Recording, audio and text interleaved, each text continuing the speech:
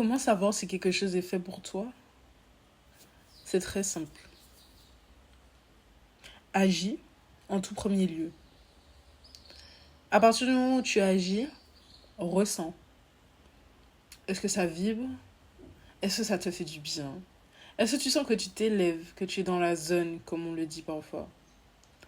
Est-ce que tu te sens vivant? Est-ce que tu sens que tu atteins une autre dimension? Est-ce que tu sens que tu voyages à l'intérieur de toi?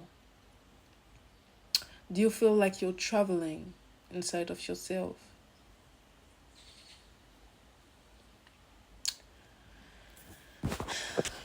Savoir ce que tu veux vraiment dans la vie, c'est une étape qui est bien plus complexe que ce qu'on nous raconte.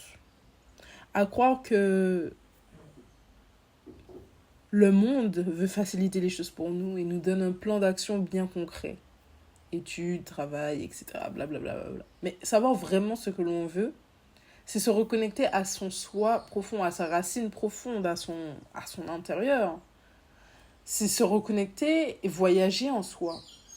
La première chose à faire pour savoir ce que tu veux faire, c'est voyager en toi. Et un voyage ne dure jamais une journée, ni un mois, mais il dure éternellement.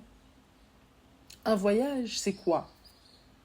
Oui, bien sûr que tu peux voyager une journée. Mais quelle sera la fin de ce voyage? Un autre. Tu voyages constamment. Disons que là, tu vis dans un pays. Tu vis en quelque part.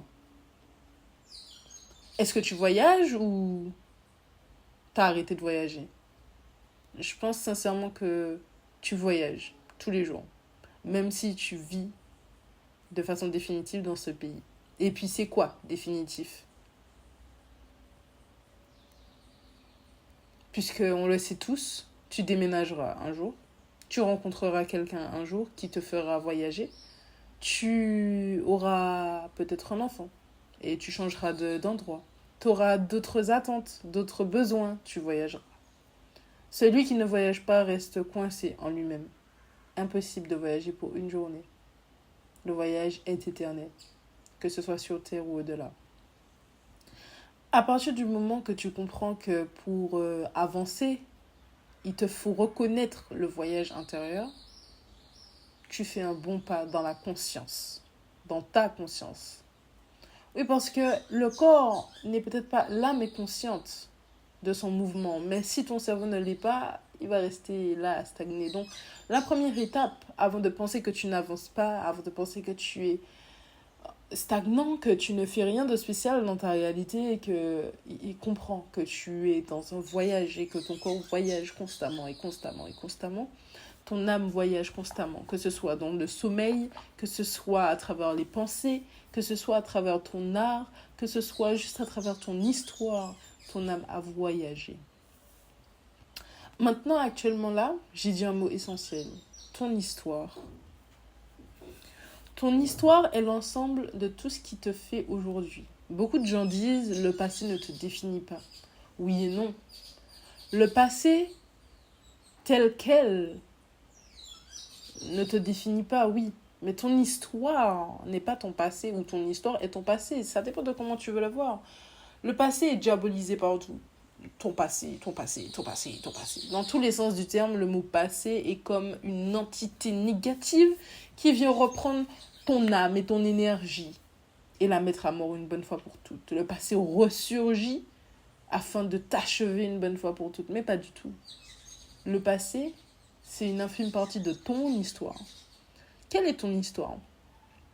Sur le plan de l'être humain, de 0 à 100 ans, ton histoire a débuté à ta naissance. Sur le plan de l'âme, elle a débuté bien au-delà.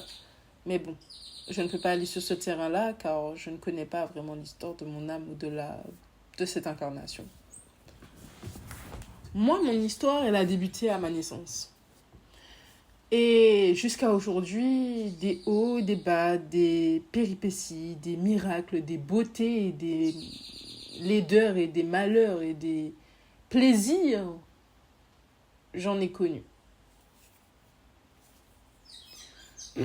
Quand je me demande aujourd'hui, je suis faite pour quoi? Dieu, qu'est-ce que je suis censée faire concrètement de ma vie? J'oublie mon histoire. ah oui, j'oublie que mon âme, elle a voyagé et qu'elle en a des choses à dire. Mon histoire. Mon histoire est très importante pour la suite de mon histoire, justement. Je pense qu'il s'agit vraiment de lâcher prise. De sortir de cette idée que réussir, avancer, c'est réussir. Avancer, c'est avoir le succès. C'est réussir. C'est financièrement être stable. Et je n'ai pas envie d'aller sur le terrain de l'argent pour l'instant, mais bon.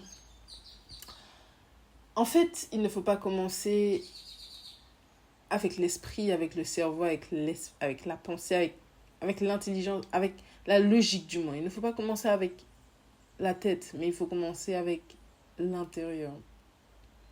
Il faut lâcher prise. Il faut lâcher prise sur la manière dont les choses vont se dérouler. Il faut lâcher prise sur la manière dont tu veux réussir. Il faut lâcher prise sur les peurs. Il faut lâcher prise sur les croyances limitantes qu'on a tous. La définition de quelque chose de parfait. La définition de quelque chose de bon. Parce que je ne peux pas définir ce qui est bon ou ce qui ne l'est pas. Comment je peux définir ce qui est parfait et ce qui ne l'est pas du moins? Comment je peux définir? Par rapport à mon propre spectre, par rapport à ma propre façon de voir les choses, par rapport à tout ce que j'ai appris, par rapport à mon histoire, je peux définir ce qui est parfait ou ne l'est pas. D'accord. Donc, mon histoire m'indique, à partir de tout ce que j'ai appris, je sais qu'est-ce qui est parfait. Un mur blanc, lisse et plat, pour moi, peut être parfait. Pour un architecte, absolument pas. Il fallait que le mur soit un peu plus avec des reliefs, avec de la texture. Mon histoire définit ce que je décide qui sera parfait ou non.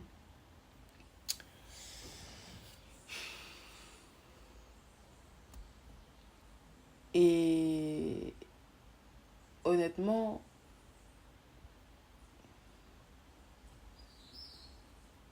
je ne désire pas dire que je me perds dans tout ce que je raconte. Je serais en train de me raconter une histoire. Dans le fond, je me suis toujours menti à croire que telle chose était imparfaite, et telle chose était parfaite. Oui. Oui, mon histoire est ma vérité. Mais dans quel sens? Quand mon histoire ressurgit et l'illusion s'anéantit, je ne peux plus distinguer le parfait de l'imparfait. Le parfait est partout et l'imparfait est partout. Je n'en sais rien. Peut-être qu'il faut simplement lâcher prise. Cette notion de perfection fout tout en l'air. Toujours. Continuons.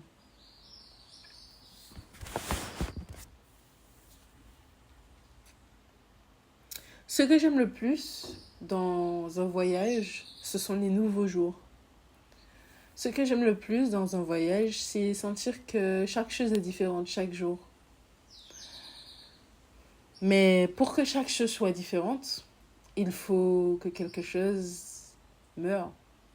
Il faut une fin pour un renouveau. Il faut un changement. Es-tu prêt à accepter le changement? Le changement qui est propre au voyage. Le voyage qui est propre au changement. Le voyage qui avance main dans la main avec le lâcher-prise, qui avance main dans la main avec la mort, qui avance main dans la main avec le changement, qui avance main dans la main avec voyage intérieur, avec nouveaux jours, avec nouvelles perceptions. Finalement, à la question, qu'est-ce que je veux faire? Qu'est-ce que je veux faire dans la vie? Rien. Honnêtement, c'est plutôt de quoi es-tu capable? Qu'est-ce que tu es capable d'accepter pour vivre ce que tu veux vraiment vivre? Qu'est-ce que tu veux vraiment vivre? Au fond, ça, il n'y a que toi qui le sais. À travers ton voyage intérieur, tu le sauras. Mais es-tu prêt à vivre cette aventure. Cette aventure que toi seul en réalité connais en fait. Si je dois parler pour moi,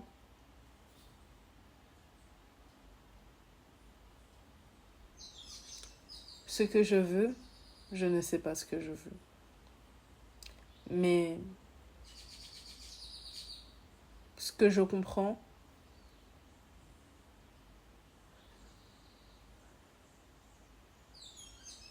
c'est que je dois m'ouvrir au monde et accepter que j'ai du vécu, que j'ai de l'histoire,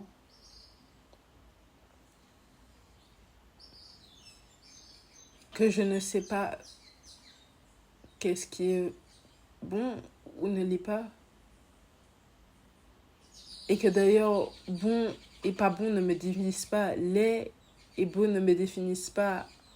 Parfait et imparfait ne me définissent pas. Et c'est dans ces moments-là où tu comprends que pour avancer d'ailleurs et pour savoir où tu veux aller, il te manquait une seule clé essentielle. Le pardon. Mais bien sûr, le pardon. Évidemment, le pardon. Pardon à moi d'avoir cru que je devais être telle et telle personne pour vivre et pour être légitime. Pardon à moi d'avoir cru ou agi de cette ou cette façon. Pardon au monde, pardon à celui-là, pardon à celle-ci. Pardon d'avoir cru que mon histoire était un fardeau. Pardon d'avoir cru que l'âme en moi était silencieux.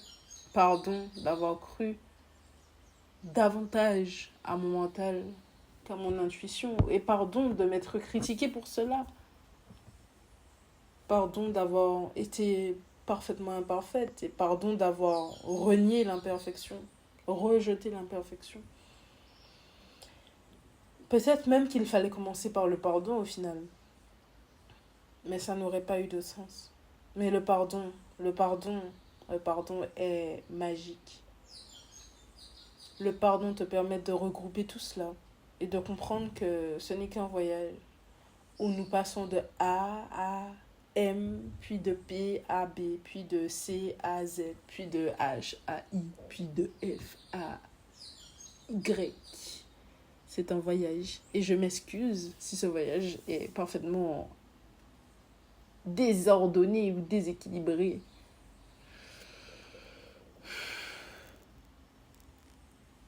À travers ce message, je me souhaite de guérir. Je me souhaite d'être en paix. Je me souhaite de transcender la douleur et puis de guérir. Je me souhaite de m'ouvrir au monde. Et comme une fleur qui pousse sous terre depuis tout ce temps, en attente de quelque chose qui va la faire sortir, je réalise aujourd'hui que c'est moi. C'est moi qui dois me faire sortir de la terre avec juste ma propre conscience. Alors aujourd'hui, la plante que je suis, la fleur que je suis, sort de la terre. Et puis, elle rise again. Elle vit, elle est vue, elle est entendue. Et sa voix compte plus que tout.